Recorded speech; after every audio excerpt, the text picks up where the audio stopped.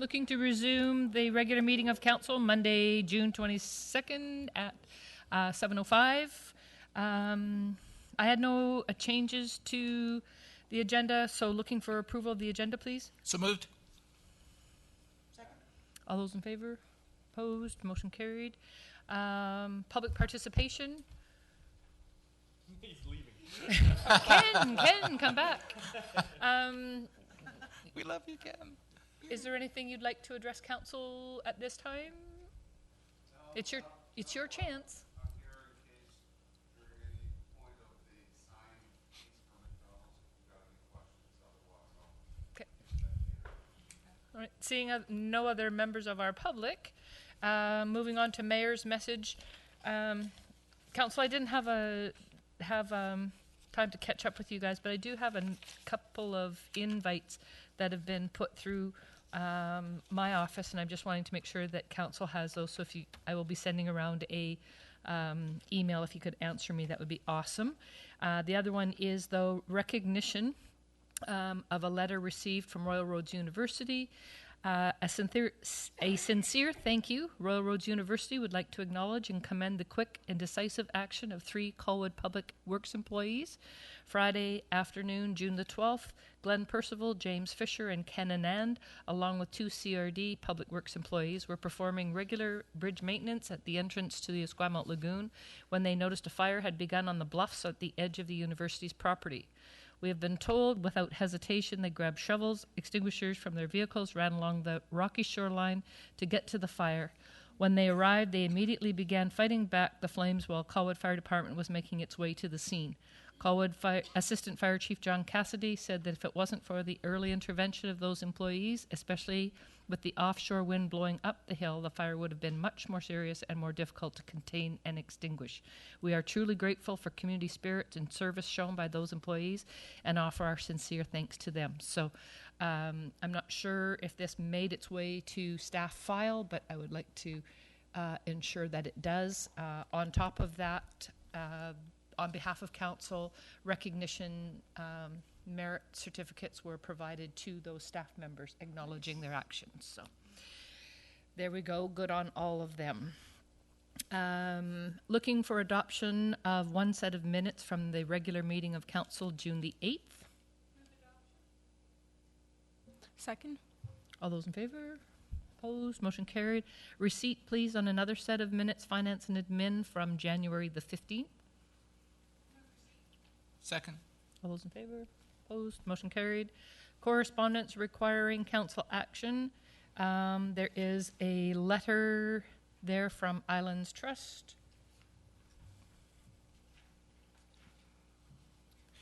How, Move receipt. Second. discussion? Councillor Day? Thanks. I just want to speak up on this one. Our kids, not now, they're a little bit bigger, but they always played sports in several leagues. Many of the kids who live on the small islands also play in those same leagues. And in order to participate in a wider sense in sports, which is, in the best interest of everyone, we would occasionally have to go over to Salt Spring Island or other islands to play games, and it was expensive and time-consuming and difficult. And I commend those kids and their families for being involved in sports and keeping it going. And I think keeping fares affordable for families with children, including those on the small islands, is a benefit to us all. Anyone else? Call the question. All those in favor? Opposed? Motion carried. New business, Planning and Land Use Committee, 6.1.1, memorandum from Director of Planning, CRD Referral Rezoning Application for Soule Creek Tourism Commercial. Thank you, Madam Mayor. This is a referral of a rezoning application that was submitted by the Juan de Fuca Electoral Area Planning Branch with the Capital Regional District.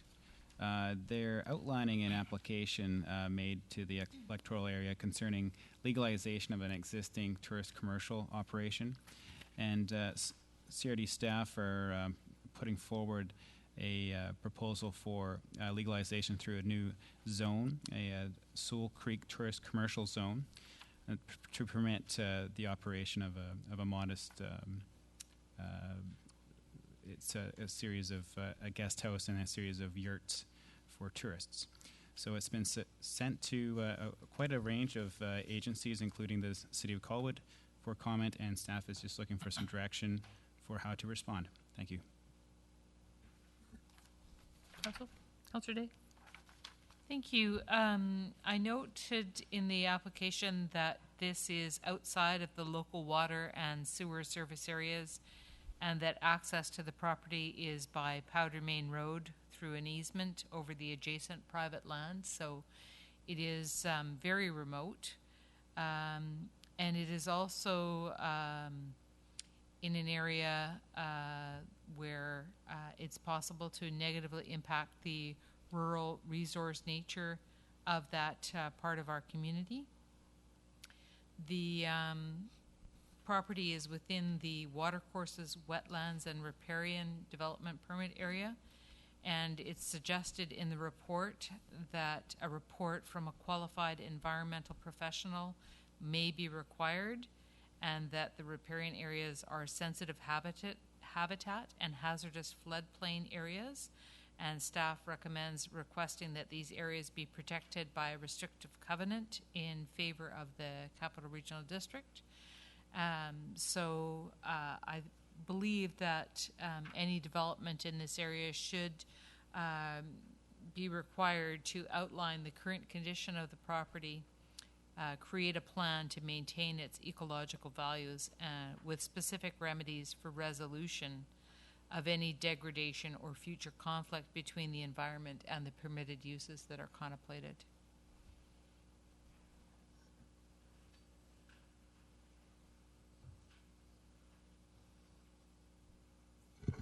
I thought it might be interesting to council know, I was actually at this place recently, so I can describe it. It sits on top of a ridge. It's a long way from any actual stream or riparian area, and it's on a logged off area. It's been logged relatively recently.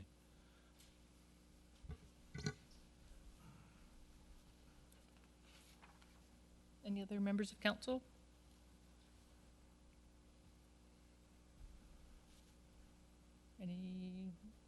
I mean, it's up to us to whether or not we want to make a response, or we can simply pass on it as has been done in some of the other instances.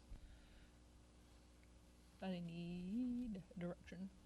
Madam Mayor, if I could just suggest, I realize that maybe where the cabins are is in a logged area, but the application refers to the whole property, I believe, which is for. Yeah, Sorry, I'm trying to think of the size. this was done in May, so I'm just not. I tried to find out what the status was on this through the other requests, but I had not yet heard back from the director of that locale. I just think that if, you know, there's lots of special areas and beautiful places on the coast, and they're gems that we all hope to be able to one day go and discover.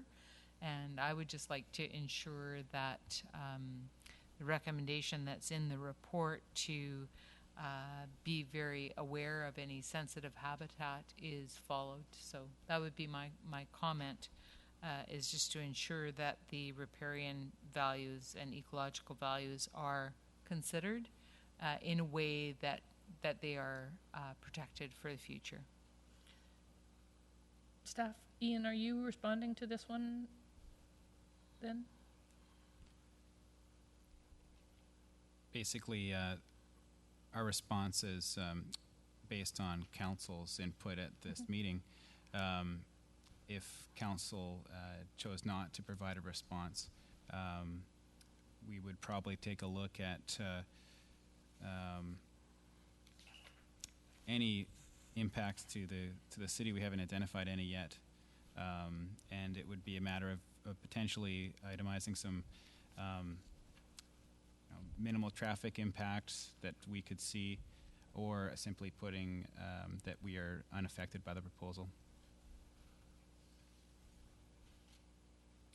But I should have probably outlined at the introduction that this item is going to be coming before the CRD board for a decision on its alignment with the regional growth strategy. The other thing is that it's already been in operation since 2001 as what they're prescribing in there. It's in contravention of the zoning that they had. They had zoning for one house.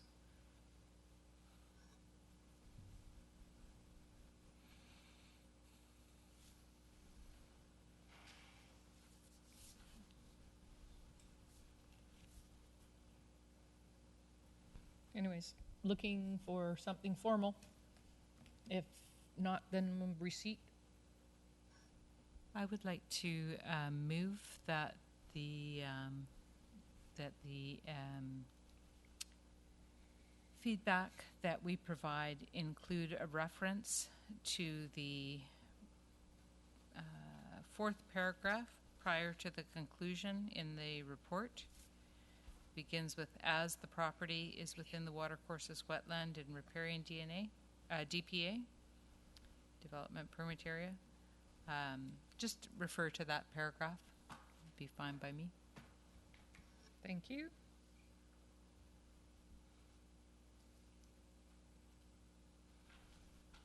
Madam Mayor, if I could just clarify the direction from council.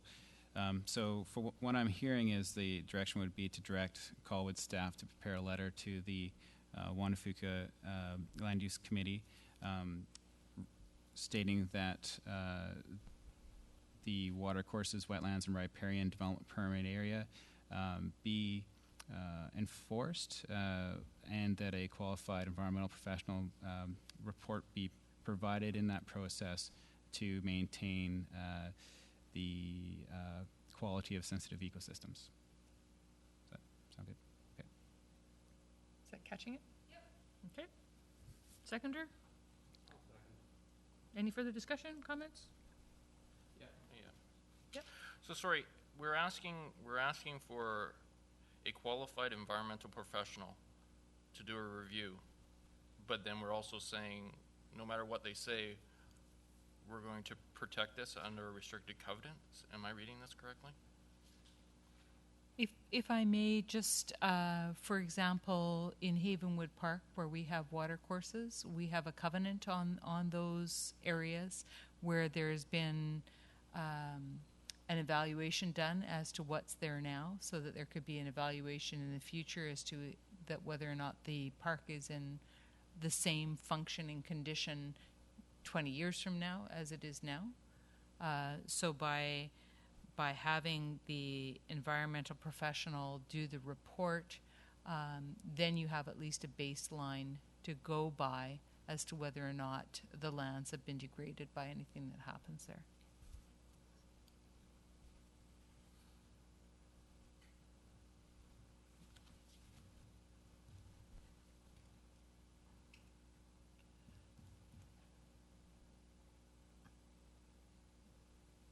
You answered.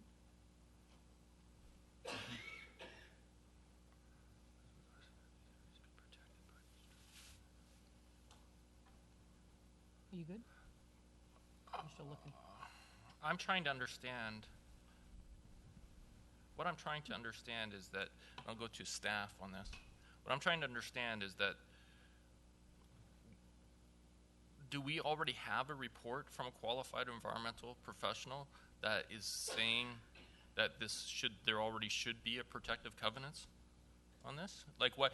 I guess I'm wondering, why are we putting a protective covenants on something before a professional environmentalist has said that there should be a protective covenants on this? Through the chair, the way I read that paragraph, there's two issues at play. One is an outlining of the existing requirements for a development permit for environmental sensitivities, and such is the case in Colwood, a qualified environmental professional is the person who provides the report to support the application for a development permit. The second part of the paragraph outlining the request to have a restricted covenant protect those areas, I think is an additional aside by CRD staff as a suggestion on how to protect them. I would have to look into whether the electoral area was able to extract that through this process. I suspect they could through the rezoning process, but in any event, our input would simply be a recommendation from our council to the electoral area. Okay, thank you. I'm done. Okay. Anyone else? I'm just a bit confused with this because it says that these folks, have been operating since 2001. This has come up on it, but they're not planning on proceeding with any subdivision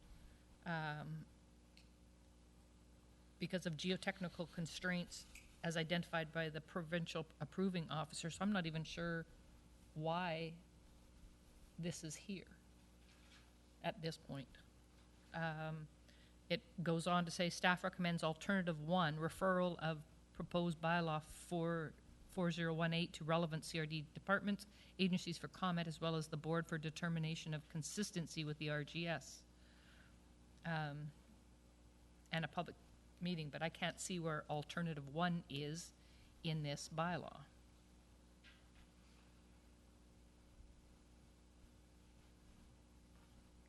Unless I'm just missing it. Oh, yeah. So I think this is for future considerations.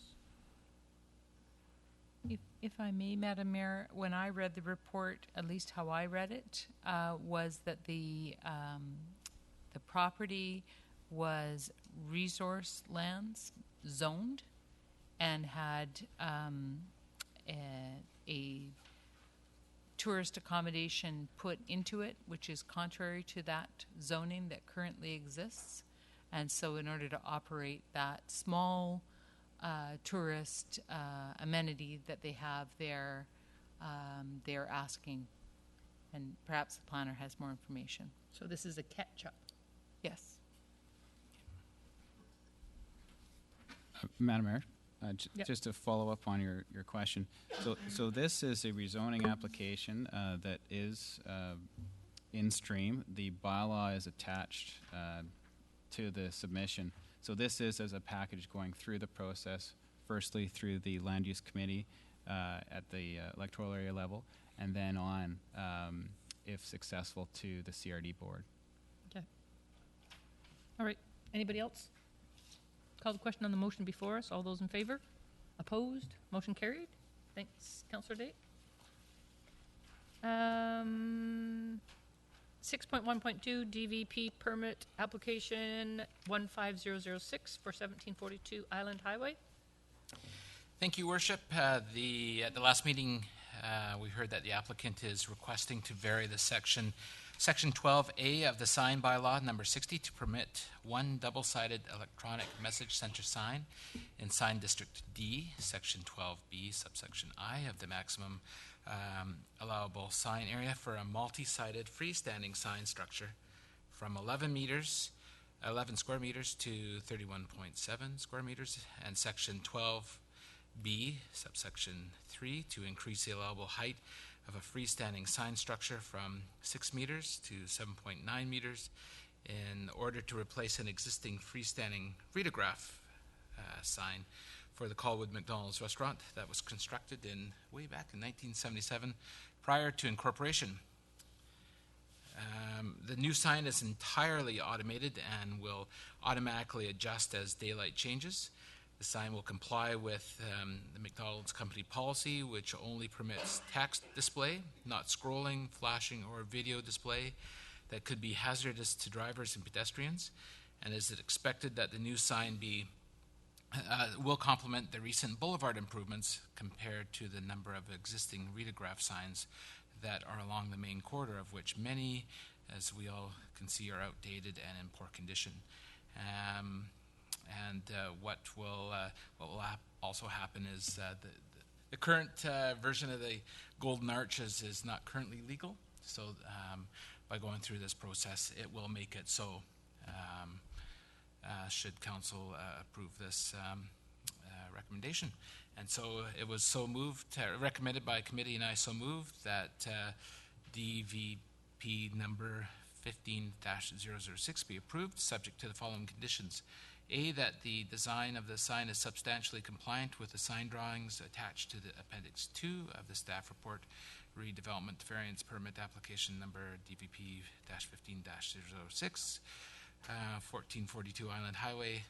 Do you want me to read this whole thing, Your Worship, or just as before us? As before, I think there's Thank no you. changes to it. It's as Nope. it is. Exactly. Second. Discussion, council? Call the question. All those in favor? Opposed? Motion carries. 6.1.3, development variance permit, application number 15009, 1880 Island Highway. Thank you, Worship. The applicant in this scenario is requesting relaxations of the maximum height of a fascia sign pursuant to Section 12D, subsection 2 of the sign bylaw number 60 to permit the erection of 4 overheight fascia signs consisting of 1 fascia sign on each of the east, south, southwest, and west elevations of the Rexall drugstore, located in the new commercial complex located at the corner of Island Highway and Goldstream Avenue.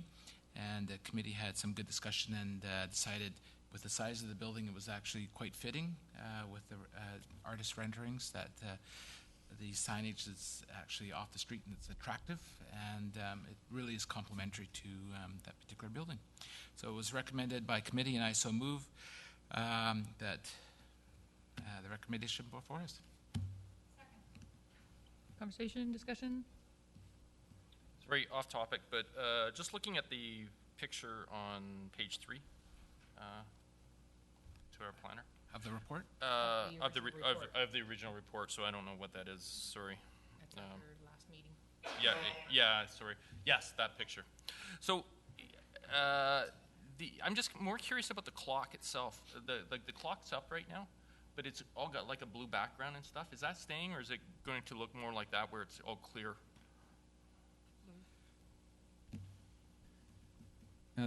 The drawing in the staff report was a conceptual rendering that was probably circa 2 years ago that the sign company looks like they've used to apply their signs to. The clock itself ended up being blue because Royal Bank was worried that it was starting to look a bit like a TD Bank with the green metal cladding, and they said they wanted a blue clock to emphasize their brand, and we didn't see it breaking any design guidelines, and the blue clock it is. So the clock's going to look the way it looks right now? Correct.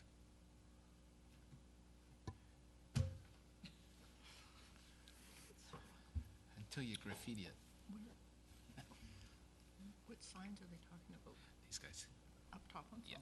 Because they've got other ones down, started down below. Yeah. That's it then? You don't like blue? It doesn't look done to me. It looks like it's like still under construction with the way they've done it. So maybe it changes once the signs get up. Any other questions or comments on that particular item? Call the question. All those in favor? Opposed? Motion is carried. 6.2, Finance and Admin. 6.2.1, Report, Deputy Director of Finance, 2014 Annual Development Cost Charges Report. Thank you, Madam Mayor. This is one of various reports that we bring before Council about this time of the year to comply with community charter regulations that we report out on the development cost charges that we've collected, and also if we have waived any, which we have not. So you have before you a summary of the DCCs. We have at this time $1.2 million in change in our road development cost charges, and in our sewer development cost charges we have $145,000. These figures were also incorporated into the financial statements, but they are rather long and complicated, and just in case you didn't see the ins and outs, that's why I'm presenting this report to you this evening for receipt only. Thank you. Move receipt. Any comments, questions? Councillor Martin? Thank you. Are the figures that we're looking at what we expect and what we expected when we did our budget? We can't always budget how much we're going to receive, but I had to look back in the past, and based on projected building activity, these are pretty close. Of an increase of about $250,000 in the road DCCs, and that's the figure we're using going forward. And I'll just remind Council that when we did our tangible capital asset budget, one of the main expenditures drawing down these DCCs, in case you're wondering what the use is, especially the road DCCs, we're looking at gradually drawing them down to complete the Kelly Road project. So that was a very large project in terms of the widening and some of the other improvements there. Half of the funding was coming from gas tax, but the other half was coming from road DCCs. So just for clarification, out of these, the 1.2 million, out of the 1.2 million and the 145,000, how much of that is spoken for then through our budgets? Well, it's spoken for over the next 3 years. We were going to phase in the Kelly Road project over a number of years. And so we're looking at the amount being drawn down in years 2016, 17, and 18, and I believe 19. So at the end of that, if that project is approved, and it is contingent on the federal gas tax program, if it's approved based on our projected DCCs, at the end of 2019, we would have an estimated 320,000 in there. I'm sorry, in road DCCs? That's correct. And what about the sewer DCCs? The sewer DCCs, at this point in time, we don't have expenditure plans for those, but that is a fairly minimal amount at this point in time. Staff? I can just expand on that. Those sewer DCCs are only for increases in the capacity of the existing sewers. We don't think we're going to have to do any of that for 10 years. Yep. Oh, what? So sorry, Michael, is that then you're talking just about main trunk, or are we talking about actual capacity that's going into CRD? Well, not for the CRD main for sure, but Yeah. for our own sewers that were laid.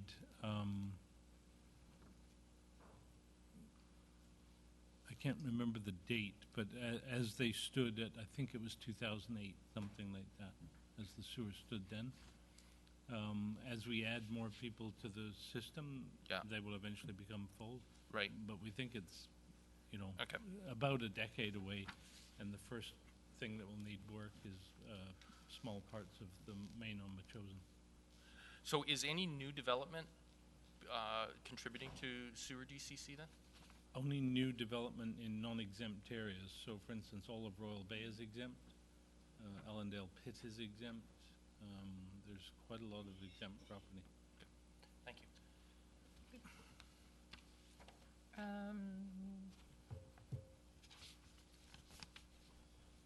We are move receipt on that one. Call the question. All those in favor? Opposed? Motion carried. Report, please. 6.2.2. Communication Manager, Chief Administrative Officer, 2014 Annual Report item. Your Worship, thank you. My name's on this particular agenda item, but I can take absolutely no credit for this. And this is a statutory requirement that a draft annual report or annual report be presented by June 30th of every year. In Colwood, it's very much a team effort involving the departments and the communications officer, and my understanding is generally, in the past couple of years anyway, it's been quarterbacked by the communications manager. I can tell you that from my perspective, working in a couple of other municipalities, the process that I've seen in Colwood and the final product is by far superior to what I've experienced in the two other locales that I've worked. So I'll turn this over to the communications manager to give you an overview. Thanks. Thank you, Sandra. Thank you, Madam Mayor. So as the CIO said, we have this draft annual report ready for presentation prior to June 30th, as legislated. It was advertised in the paper for the public to comment on 2 times, so that they had 14 days to provide comment either online or at reception. I did not receive any comments about it. I know that a few people picked it up at the front desk. So basically, you'll find it's a similar design to what we had last year. That's by design, so people start to see a consistent look and feel for the city and our brand. It begins with some fast facts. It goes through the mayor's message and a little bit about city council. What is new this year, if you flip to page 9, we review the 2012 to 2014 strategic goals and priorities. And then following that, we've put in a little section about looking forward to 2015 and 2016. Sorry, I'm moving fast. That's on page 13. The CAO will be presenting a report to Council at the July 13th meeting, in the open meeting, to get direction from Council on this section. Because as you know, we had our meeting, but we haven't got a final strategic plan in place yet. So that'll be coming forward, but we wanted to give people a sense of some of the direction we're looking at for the next few years here. Following that, it's got the city services. As the CAO said, we've got each director pulls together their information, and we put it into the document with some highlights pulled out to the side to kind of draw people in. It's image rich, partly because it's one of the few print pieces that the city has. So we use it as an informational piece, but also as a promotional piece, because it sort of highlights all that we do and all that our city offers. Other than that, the content should speak for itself, and I will turn it over to you for any comments or suggestions you have on the draft. Thank you. Council? Councillor Nault and then Councillor Martin. Yes, under the Colwood fast facts, I take exception to the part under people and business, where it says 16,093 residents, projected 33,533 by 2038. Those projections are patently absurd. They are based on CRD projections from, I believe, 10 years ago. To achieve that kind of population, we would have to see our current rate of growth at least triple from now until 2038. So I'd like to see that just projected removed altogether. It's just phony. Yeah, it's a fair comment, and I acknowledge that there's just not another source to find it at this point, to find that number, so maybe that's best to not have it in there. Although I think I would like to indicate some way to show that we do project quite significant growth in our area. I mean, it's relevant to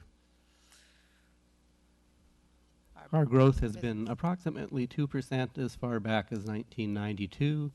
Judging by censuses, that has not changed. It's still at approximately 2%. It'll take us until about 2056 to reach 33,000. Maybe if you changed it to, say, 33,000 when we build out. That takes the artificial short timeline out of there. Mm-hmm. Is there? Sure, I'm open to doing that. Yeah. Mm-hmm. We can find a more appropriate number or reference in there. Anybody else? Councillor Martin? Thank you. Page 31, and I guess I'll go to actually to finance over there, because I didn't understand the number just didn't stood out for me, which was the Church of the Advent, that we were doing a municipal tax exemption of like $1,500, whereas the Pentecostal church is $16,000, and it seems to me like the Church of the Advent is actually, the property is a lot bigger than the Pentecostal. So why would there be such a significant change in those numbers? That's the permissive tax exemption listing, is it? That's right. I would have to check into that one, because that is dependent on what values are placed on land and buildings, and some of them actually, only a portion of them is granted a permissive exemption, depending on if they're running a daycare or certain things like that. So I would have to check into that and report back. I can't. Yeah. So if we could just confirm those figures, because those figures just don't seem right to me. I don't have I'm on the sorry. electronic one, so it's a different. It's page 111. Well, It's on no, sorry, 66. page 31. No, it's not on 31 in here. Oh, In the financial end? section at the back of the report. Sorry, yeah. It's which? There's a financial section at the back of the report. Scroll back up. No, sorry, the other way. It's basically the last, that's page 112. Let's keep going. I saw financial. Here. 65 in electronic. Oh, 65. 65? Okay, and the two items, just for clarity, are the Church of the Advent and the other one? Well, sorry, so the Colwood Pentecostal Church, which is on Souk Road, basically both of them are on Souk Road, but we listed it as a tax exemption of $16,600 for the Colwood Pentecostal Church, which I think is reasonable for that amount of property in that. But then the Anglican Diocese of BC, which is Church of the Advent, which is a huge piece of property, we only gave a tax exemption of $1,500, which seems odd. Right, I'll have to get. Yeah, get just, that and if answer. we can, I don't think you even need to report back to us, just as long as it's all cleaned up in the report. Sure. Yeah, it's basically the last, Yeah. second to the last page of the full Yep. annual report. Anyone else? Oh, other than Martin? that, I just want to say I think the report looks fantastic. So thank you for Oh, now you Thank stole my thunder. thanks for the work.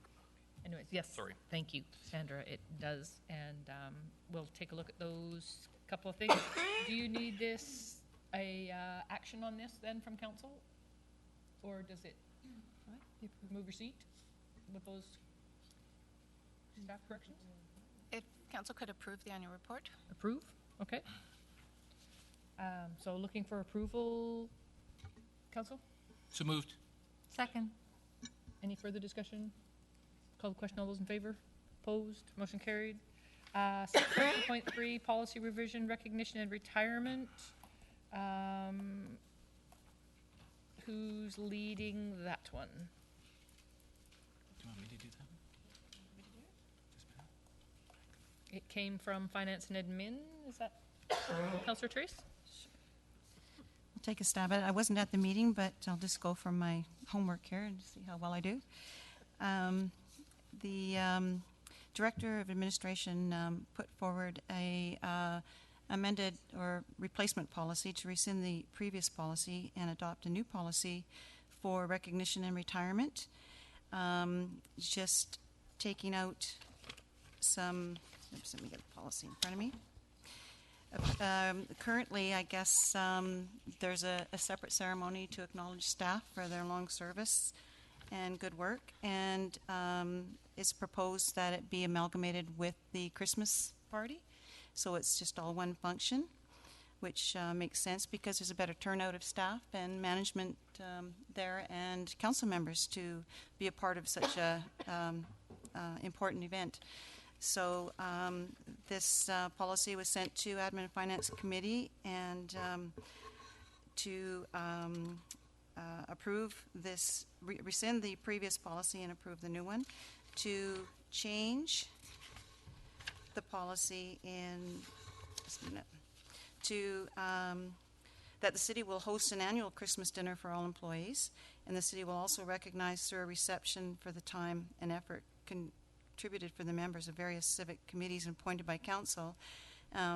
Funding these events will be provided through the city's budget. So we are going to make it so that the awards are given at Christmas, and so we are changing the policy to take out the part where they will be having a separate ceremony, and it'll be done through Christmas. So I would propose that council approve the new policy and the, let me see, where's my,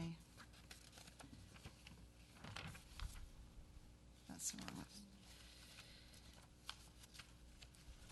Looking for my, it's recommended to council that policy REC 001, Recognition and Retirement, Employees Volunteer adopted on November 23, 2009, be rescinded, and that the revised policy, REC 001, included in the Director of Administration's June 2nd, 2015 memorandum and presented at the June 15th Finance Administration Committee be approved as presented. Second.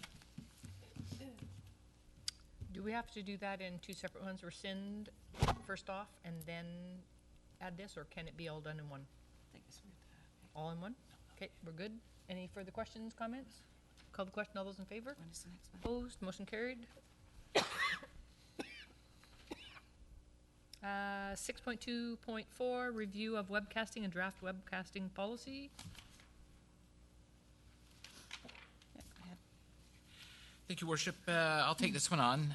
As Council remembers, in 2013, we passed a motion to introduce webcasting of council meetings, which includes posting the recordings on the city's website to be reviewed or viewed by those interested in what took place at the council meeting if they are unable to attend. It was noted that standing committee meetings and public hearings are recorded and that these recordings are not posted on the website.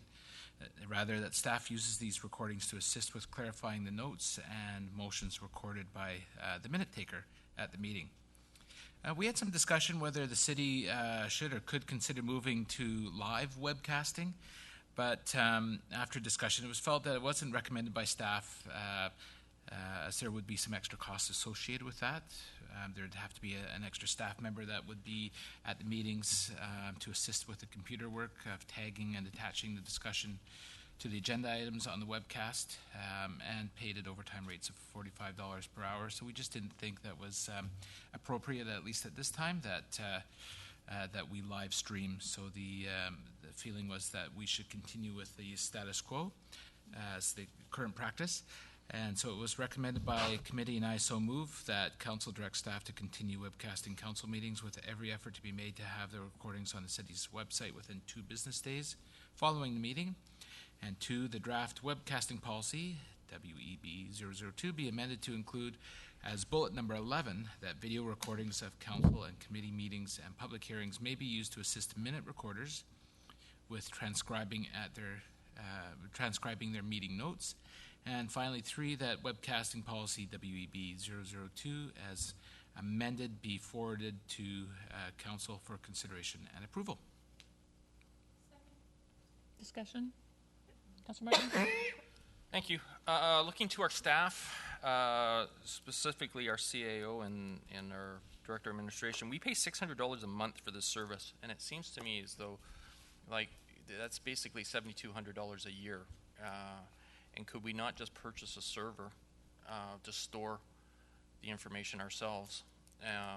It seems like it's a lot of money to like, and I don't know software-wise if we're actually getting value for service. And I'm thinking with the approach of an IT person, hopefully someday down the road, would this be something that we could transition onto them versus us spending or outsourcing it for that much money? Through you, Madam Mayor. Those are things that we can look at once we do have IT in place, and unfortunately that's a bit of a deficiency that we have right now. We don't have the software or the technology for us to be able to record and store anything. So Granicus was sort of the introductory for a lot of municipalities. I think maybe 6 or 7 other municipalities are also webcasting. I think there's a couple competitors out there now as well. But until we have IT in place so that we actually know what we have to purchase and what those costs will be, how we can store it and keep it protected and secure, this really is our only option at this time. Follow up. How does legislation fit in with the fact that this information is being stored out of country? It's not stored out of Canada. Isn't it? Okay, No. because it says it's a U.S. company. It is a U.S. company that has a storage facility in Toronto. Okay. Councilor Knoll? Yes, I'd just like the motion clarified. Are we, item 3, are we forwarding this to council for consideration, or are we approving it now? The motion as We should read. be approving it now. You're right. That's correct. Thank you. So that third note will be that it be amended by council or provided to council for consideration and approval. So here we are. It's with us. Anything else? So I would just add that it should say, instead of be forwarded to council for consideration and approval, let's just say be approved. Mhm. Yep.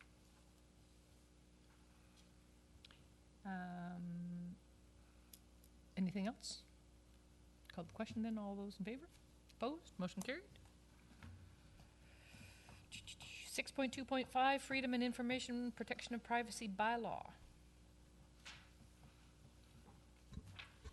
Yes, our Director of Administration brought forward a report to the Finance and Admin Committee with respect to a new bylaw for freedom of information and protection of privacy, which designates specific city positions to the role of head and of coordinator, designate the same head and coordinator to act in the capacity on behalf of the city's boards, committees, commissions, task forces, panels, agency, and other corporations created or owned by the city, and establish the fees to be charged. The bylaw meets all the requirements of the information and privacy legislation, and committee recommended to council, and I so moved, that the June 9th, 2015 report from the Director of Administration regarding the freedom of information and protection of privacy bylaw be received, and that the draft bylaw number 1561, cited as Freedom of Information and Protection of Privacy bylaw number 1561,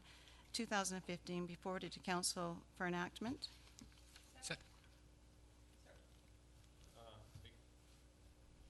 Again, sorry, Councillor Nault. I'm going to jump in front of Councillor Nault because he's gonna say it too, because I just thought of it, or I just said it. We're at council, so it's not that we're forwarding it to council, are we? So we just. So we should edit that again. It's a bylaw. It has to go to council for 3 readings. Oh, so we're forwarding it to council? Yes. Yes. But aren't we at council? Yes, but I think it has to be on the agenda. Whatever. See, you should have let him go first.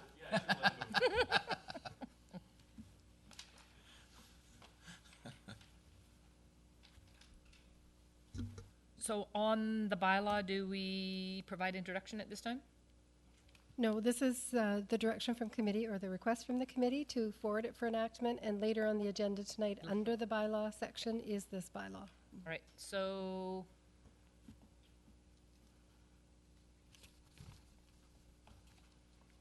seeing how we're all here, so then we need approval of the motion on us. Call the question. All those in favor? Opposed? Motion carried. And in 6.2.6, report from city engineer, request waiver of noise bylaw for the 11th annual Webb Place block party. Move the recommendation, Your Worship. Second. Any conversation, discussion? Call the question. All those in favor? Opposed? We're not all invited, you know. That's right. Yeah. What's that? Yeah, I live We should closest crash to it. Webb Place. 6.2.7, please. City engineer again, request of waiver of noise bylaw, Rock the Shores. Same. Move the recommendation, Your Worship. Second. Any conversation, discussion? Call the question. All those in favor? Opposed? Motion carried. Moving on to public and transportation and infrastructure. 6.3.1. 2014 corporate emissions summary. Thank you, Madam Mayor. The city engineer gave an overview of his report on 2014 corporate emissions. Colwood's draft community energy and emissions plan and official community plan has endorsed the province's target of reducing greenhouse gas emissions by 3% by 2020 compared to 2007 levels, along with targets reductions in later decades. The report basically pointed out that we had met the reductions on a corporate basis. Actually, we had somewhat exceeded the reductions required, and congratulations to staff and the city on doing that. So it's recommended to council that council reaffirm its 2010 instruction to all staff to constantly seek and report to council on ways to reduce the city's energy costs and greenhouse gas production wherever that can result in a life cycle cost saving, particularly in relation to use of vehicle fuels and natural gas. And I would so move. Seconder, please. Discussion, Councillor Knoll. And I would just like to point out that this is only corporate emissions. It has nothing to do with overall emissions in Colwood as a whole.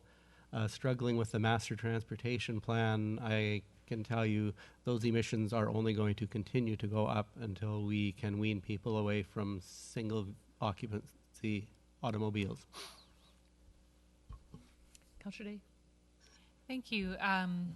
Every little bit does help. And so I just had a suggestion. A number of us chair various committees, and what I've noticed quite often is as we leave, we turn out the lights, but we forget to close the doors, which we leave open so people know that they're welcome to come into the meetings. So if we could close our doors as well as turning off our lights, I think it would save us a little bit of energy on heating our building. Anyone else? Call the question. All those in favor? Opposed? Motion carries. 6.3.2, proposals for Ocean Boulevard Pump Station Protection Plan recommendation. Thank you, Madam Mayor. The city engineer gave an overview of the engineer's report on proposal for the Ocean Boulevard Pump Station Protection Plan. Coastline of Colwood from Fort Rod Hill to Royal Bay is eroding. Failure of the pump station from the ingress of salt water could result in a spill of sewage onto the shore of Coburg Peninsula and possible significant fines to the city of Colwood. The report brings forward results from proposals received to plan current and future protection of the Ocean Boulevard pump station. Essentially, 3 proposals were received. Only one met the expectations and the budget. Very close to meeting the budget. I think it's about 4,000 higher than we had originally hoped for. So I would move that the contract for the Ocean Boulevard Pump Station Protection Plan be awarded to KWL in the amount of $39,547.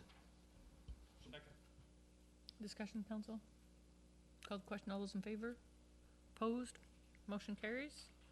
Moving into bylaws, item number 7.1, bylaw number 1574, final reading for Colwood Main Sewer Local Area Service Bylaw Establishment and Loan Authorization Bylaw number 598/2001. Move final.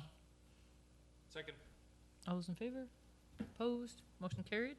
Bylaw number 1575, final reading again, Colwood West Sewer Local Area Service Bylaw Establishment and Loan Authorization Bylaw number 625/2001. Move final. Second. All those in favor? Opposed? Motion carried. Bylaw 7.3, bylaw number 1576, final reading, Colwood Main Sewer Local Area Service Bylaw Establishment and Loan Authorization, bylaw number 598/2001. Move final. Second. All those in favor? Opposed? Motion carries. Final reading again on 7.4, bylaw number 1577, Colwood Central Sewer Area Service Establishment and Loan Authorization Bylaw number 480/1999. Move final. Second. All those in favor? Opposed? Motion carries. And finally, item 7.5, bylaw number 1561, first, second, and third readings, Freedom of Information and Protection of Privacy Bylaw. Move introduction. All those in favor? Opposed? Motion carries. Move second. Second. Any discussion? Call the question. All those in favor? Opposed? Motion carries. Second. All those in favor? Opposed? Motion carried. We have nothing else to go forward. Move adjournment. Second. All those in favor? Opposed? Motion carried.